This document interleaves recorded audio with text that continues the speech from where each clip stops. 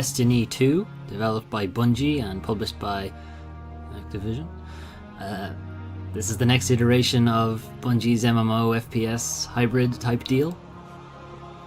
This time around, the Tower and the Traveler are stolen from you at the very outset of the story, and that takes all your powers and all your gear, so it resets you back to, level 1 of whatever character class you were running as in the original, or a brand new character if you haven't played the original before. So something the first game was criticized for is that the story was very much in the background. You had to almost go to the website to kind of get any sort of details around what was going on and what you were doing. This time it's forefront in the game. There's cinematics bookending pretty much every story level as far as I can remember, and they're all really well done.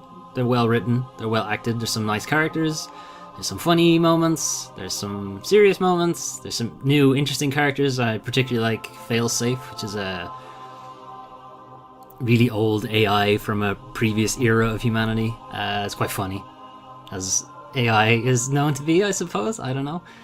The story itself is a bit simple and a bit formulaic, but at least it's there now, and it's something to build on, and hopefully they'll go further with it. I would have liked to have seen a bit more lore from the Destiny-specific things, like the Traveler, like whatever the Traveler's enemy is, and so on. They're still sort of keeping you in the dark about that.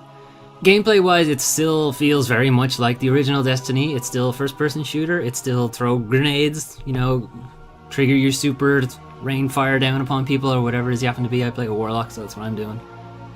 And you collect gear, you collect loot in the traditional World of Warcraft way, in the same color coding sense.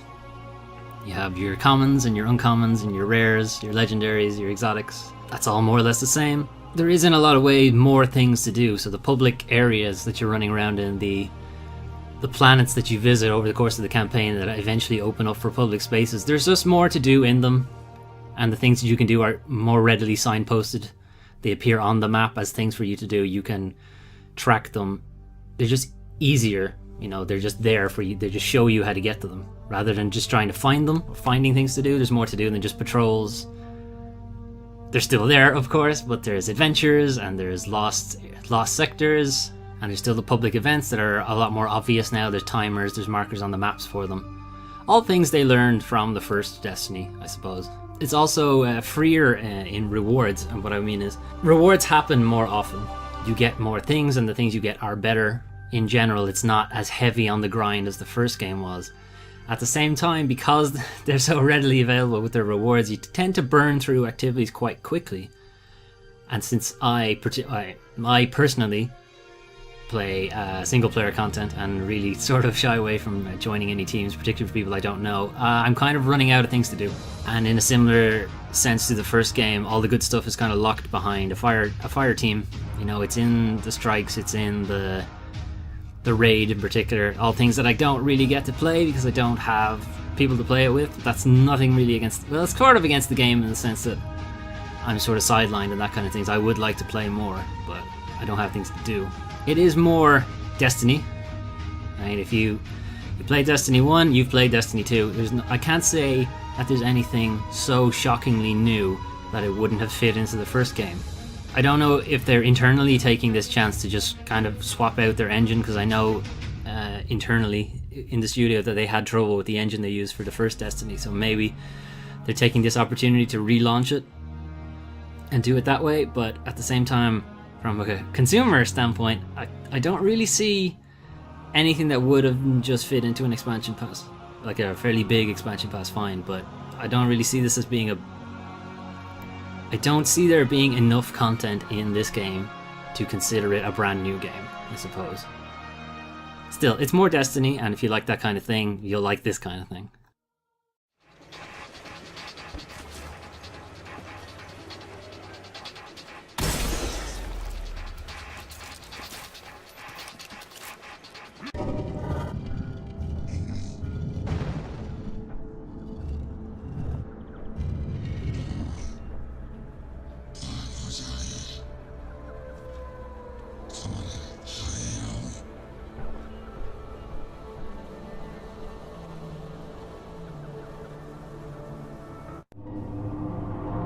Hob developed and published by Runic Games, which would make this independent game. You might know Runic Games from the game Torchlight, which is very similar to Diablo.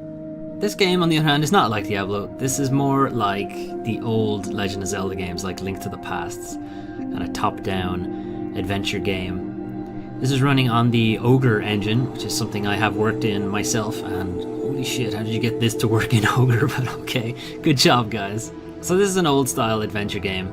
Something unique, or not necessarily unique, but something that stands out in this game. There's no talking, there's no dialogue, there's no sort of quest, even. You're kind of woken up at the start of the game.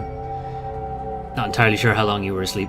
And you're more or less set to just fix things in the world. The world has kind of fallen apart, and you just kind of go about fixing things. The world itself is quite interesting. On the surface, it looks like your kind of standard, green meadows and kind of deserts and things like that. But underneath it, there's a lot of kind of clockwork and machinery going on. It's almost like it's like a fabricated world you're moving around in, and you're just sort of fixing it like a broken down machine. And the world itself, even when you kind of solve puzzles or pull levers or press buttons or whatever, the kind of land masses sort of lock into place or kind of move up and down. It's really interesting and really well done. Kind of mixes up the map a little bit. It's not massively different or intricate, but it's interesting to see it happen, how it shifts. So because there's no talking and there's no quest, there's no impetus necessarily, you're kind of just sort of wandering around. There's only so many things you can interact with, so you can kind of progress in that way. But even at the same time, because there's nothing to tell you what to do, you do sort of get a little lost, or at least I do, and not entirely sure what I'm supposed to do to move on. You sort of get a kind of vague point on a map and just say, go here. More or less just have to work out, how do I get there? And when I get there, what am I supposed to do? I'll just randomly start pressing things, and hopefully something will happen. That tends to be how I played it. Again, I got this kind of late this month, so I haven't gotten very far into it.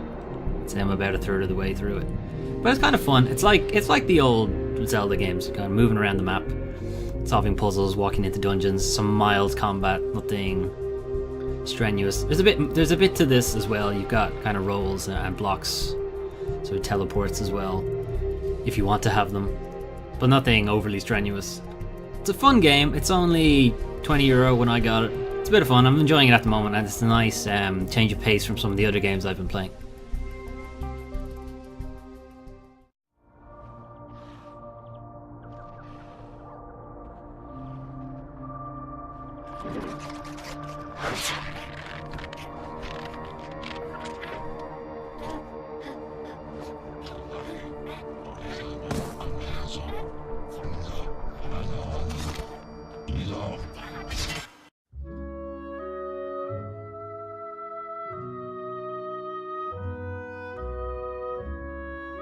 Pillars of Eternity, developed by Obsidian Entertainment and published by Paradox Interactive. I've mentioned Pillars of Eternity on the channel before when I was talking about Torment Tides of Numenera, because it uses the same engine. Or at least I meant to talk about it if I didn't, and if I didn't, well, I'm saying it now. So Pillars of Eternity is an isometric party RPG, very similar to Baldur's Gate, or Icewind Dale, or Neverwinter Nights, or any of those kind of games. It's a very successful Kickstarter, originally released on PC and now getting a PS4 version. So this is Obsidian kind of going back to their roots and doing a new party RPG in the vein of the old D&D CRPGs. And for the most part, it's very good. It's a very well written story. It's very interesting. I don't want to talk too much about the story because that's kind of the best part of the game. So we're just going to kind of gloss over it a little bit.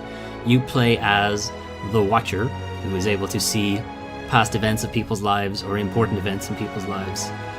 And you are dealing with something known as the Hollowborn Plague, which is more or less babies are born and they have no souls. And that's kind of a big downer for everybody. So if you could fix that, that'd be great. Thanks. Moving on. As I said, I'm just going to kind of gloss over the story because it's the best part, and if you're going to play it, you don't really want any spoilers. So gameplay-wise, it plays a lot like the old D&D or CRPGs, like Baldur's Gate and Neverwinter Nights, as I mentioned. You pick your class at the start. I ended up picking a Cypher because it seemed the most unique for the game. At least every other class seemed to have its own D&D analog, and I wanted to try something new. I didn't quite get to play the class that I want to play. Normally, I try to play a spell sword, or a sort of melee and magic kind of hybrid. Doesn't always work in every game, it particularly doesn't work in this game since the Cypher is more or less useless in melee range, but it's fine, whatever. I'll make do. I'm really enjoying what I've played so far. I haven't finished the game yet, I'm about halfway through the second act. Just kind of like halfway through the game, I think. Maybe somebody can correct me on that. But I'm enjoying what I've played so far. Again, I would have liked to have played a class I, really want to play, but this works fine. I'm having fun as a Cypher. I was a little disappointed that Obsidian, I know they were trying to sort of do a new version of their old D&D games, but they're a little beholden to the D&D rules with like simulated dice rolling and having to rest before you can use magic and things like that. I kind of would have liked them to sort of throw out a few of those rules that just slow the game down too much, but whatever. I mean, they're part of the old game, so it's fine that they're in there. But I would have liked to have seen them move away from that. Something else to mention is the PS4 version comes with the White March DLC, which I haven't gotten to yet. I assume it happens at the end of the main campaign. But I've heard good things about it, so I'm looking forward to play that. Again, haven't played a lot of this game, but I do like these kind of games, and I am liking what I've played so far, even with the small sort of personal issues I have with it. But otherwise, I'm enjoying it so far. Hopefully it will finish really well.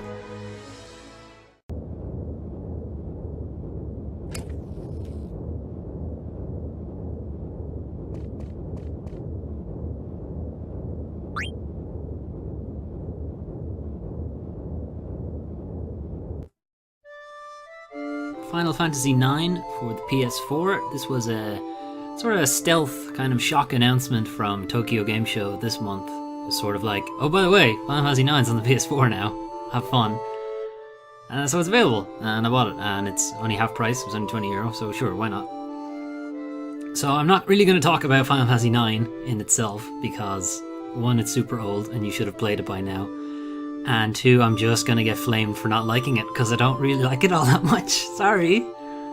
I'm happy enough to play it. It's not that I hate it, it's just I prefer other Final Fantasies to it. But I'm just going to talk about specific features from the PS4 version. So the PS4 version has 4 main sort of boosts, I believe, is what Square Enix is calling it. Most people will call them cheats. But okay. Basically, you can either turn off encounters entirely, so no random encounters anymore if you don't want them. You can increase the battle speed, so fights go a lot faster, and if you're grinding, that's super duper helpful.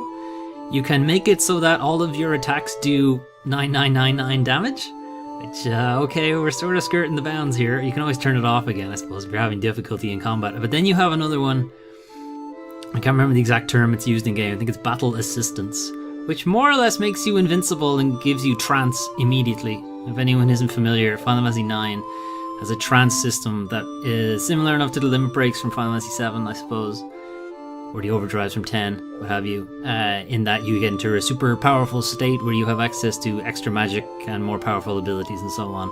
And one of the things that I didn't like about Final Fantasy IX when it originally came out was that you had no control over trance. It's just as soon as the meter filled up, you entered trance and that was it.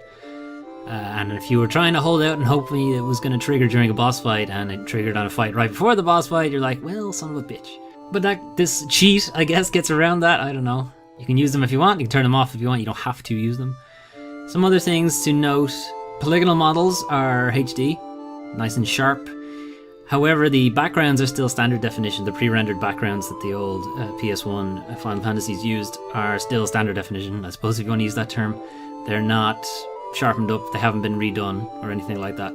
So the polygonal models are going to look really, really weird against kind of the fuzzy backgrounds. You get used to it after a while, but initially seeing it, it looks a bit strange. But otherwise, it's Final Fantasy IX again.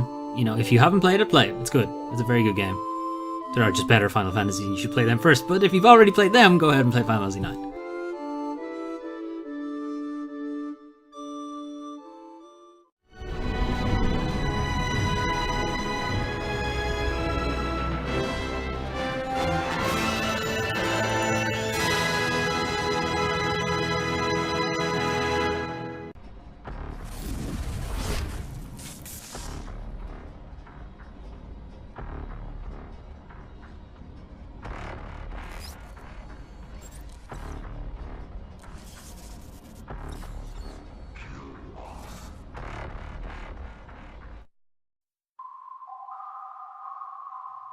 This is Ruiner from Rycon Games. This is their first title, and it's published by Devolver Digital.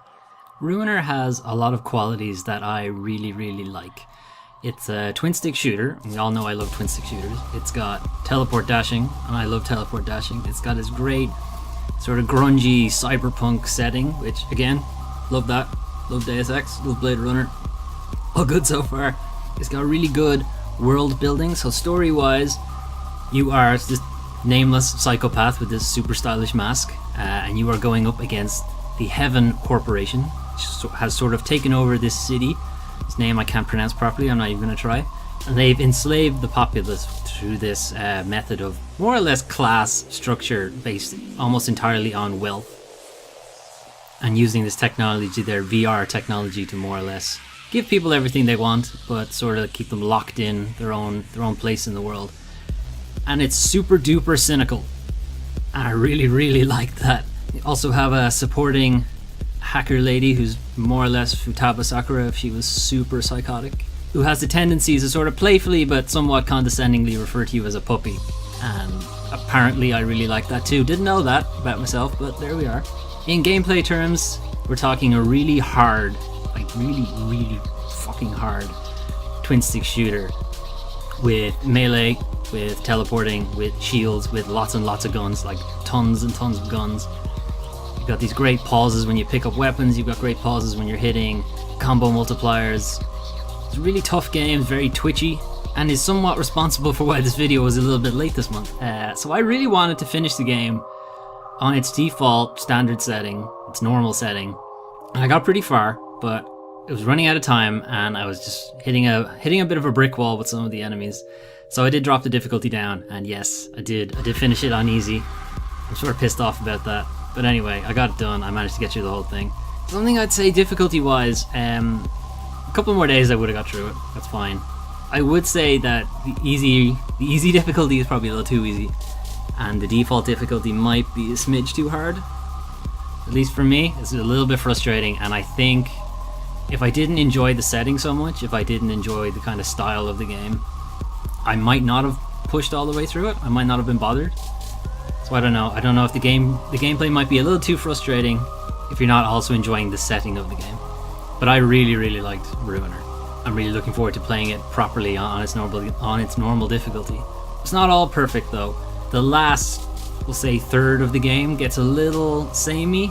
The arenas and the enemies you start fighting in, they start to get a little bit too gimmicky. They kind of shied away from giving you just tougher enemies, you know, different configurations of the same enemies and things like that. But in the later sections, you sort of just start getting gimmick enemies, is really the only way I can describe it.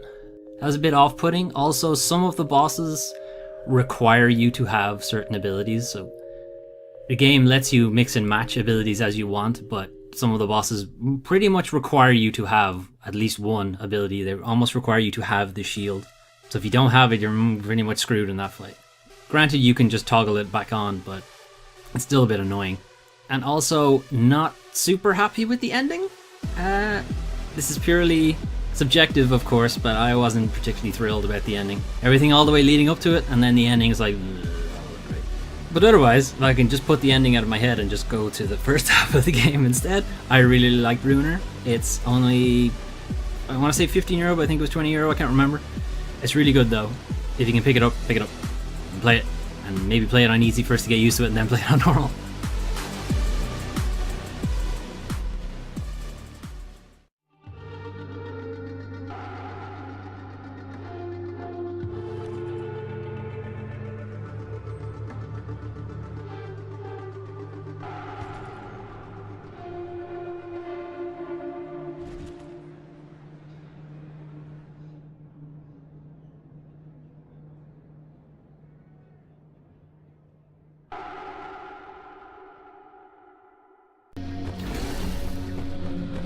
Those were some of the games I played, September 2017. Let me know what you thought of them. Did they look good? Did they look bad?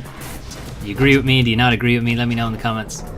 Next month, we'll be looking at the new Assassin's Creed Origins. Looking forward to that. It's really fresh in the whole series, so hopefully they've done something interesting, something good, something to bring me back to it. Also be looking at a game called Echo, which is supposed to be out this month, but they had the release date pushed back, so hopefully nothing too bad has happened there. The game seemed really interesting. Hopefully the pushback was just for certification or something like that, because I believe it is available on PC at the moment. Also, keep an eye on the channel. I'm starting an LP for October for Halloween. Cooperative LP I did with my brother. Check it out. Keep an eye on it. Otherwise, see you next time.